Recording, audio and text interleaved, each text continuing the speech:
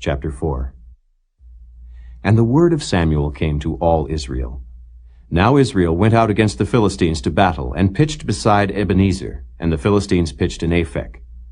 And the Philistines put themselves in array against Israel, and when they joined battle, Israel was smitten before the Philistines, and they slew of the army in the field about 4,000 men.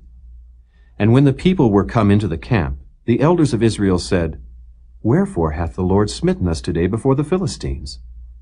Let us fetch the ark of the covenant of the Lord out of Shiloh unto us, that when it cometh among us, it may save us out of the hand of our enemies. So the people sent to Shiloh, that they might bring from thence the ark of the covenant of the Lord of hosts, which dwelleth between the cherubims. And the two sons of Eli, Hophni and Phinehas, were there with the ark of the covenant of God. And when the ark of the covenant of the Lord came into the camp, all Israel shouted with a great shout, so that the earth rang again. And when the Philistines heard the noise of the shout, they said, What meaneth the noise of this great shout in the camp of the Hebrews? And they understood that the ark of the Lord was come into the camp. And the Philistines were afraid, for they said, God is come into the camp. And they said, Woe unto us, for there hath not been such a thing heretofore. Woe unto us! Who shall deliver us out of the hand of these mighty gods? These are the gods that smote the Egyptians with all the plagues in the wilderness. Be strong, and quit yourselves like men, O ye Philistines, that ye be not servants unto the Hebrews, as they have been to you. Quit yourselves like men, and fight. And the Philistines fought, and Israel was smitten. And they fled every man into his tent.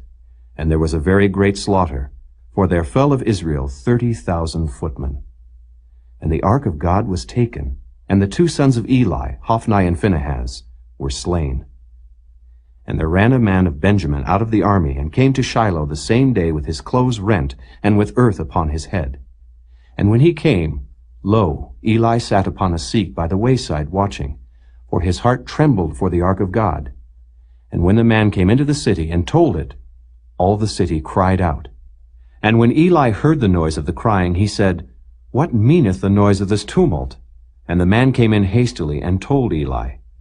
Now Eli was 98 years old, and his eyes were dim that he could not see.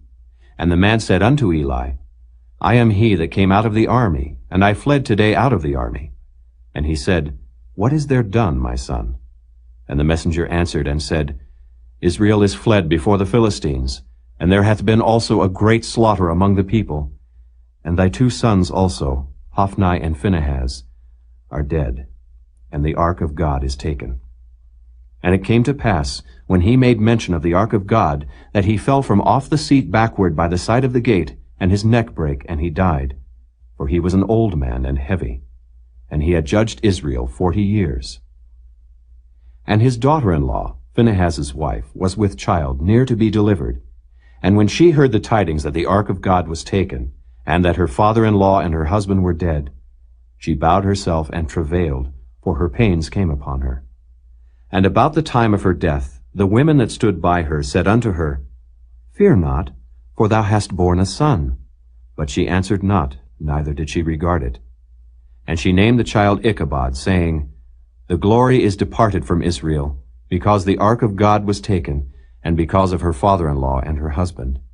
And she said, The glory is departed from Israel, for the ark of God is taken.